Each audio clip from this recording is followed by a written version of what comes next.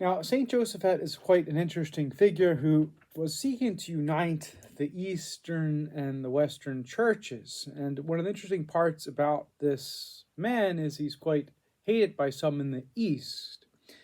And one author or one article puts it this way. He said, Josaphat's campaign of terror on Orthodox believers was such.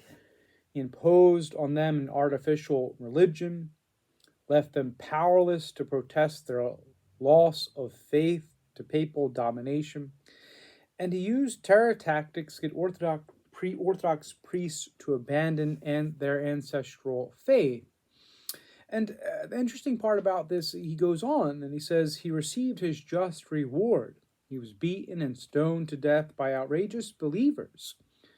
And the idea of the union at Brest-Litovsk, which was a signed declaration to enter into union with Rome as a bridge between Orthodoxy and Catholicism, died with Josaphat and his violent and vulgar witness.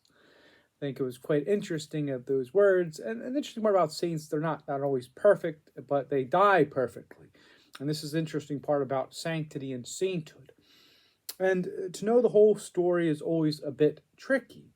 But there's a threefold lie in the article I read. And the first is to impose on them an artificial religion. Now, both Eastern and Western parts of the church recognize the foundation of faith each stand on, which is apostolic authority and tradition. And secondly, their loss of faith due to papal domination is again refuted in the fact that the Ukrainian Catholics still have their proper practices and rites. They even still have their own canon law, and priests can marry. And the last is they use terror to get Orthodox priests to abandon their ancestral faith.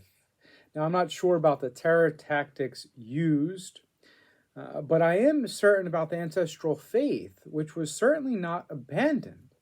For upon entering into the Catholic Church, the Roman pontiff allowed or properly understood and respected the ancestral faith of the Orthodox people. And therefore, their Byzantine liturgical rites and traditions remain intact. In other words, there's unity but not uniformity. And finally, an Eastern Catholic rite was something new at this time, and St. Josaphat was most likely misunderstood, and there was a kind of competition for souls, so to speak. And this is the real problem with disunity within the church. And he was dubbed the thief of souls by the Orthodox.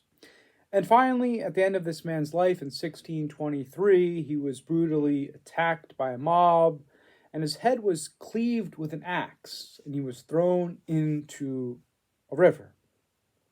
And he is a saint because this was the first action that brought about unity in some degree between East and West, not just in dialogue, but in embrace.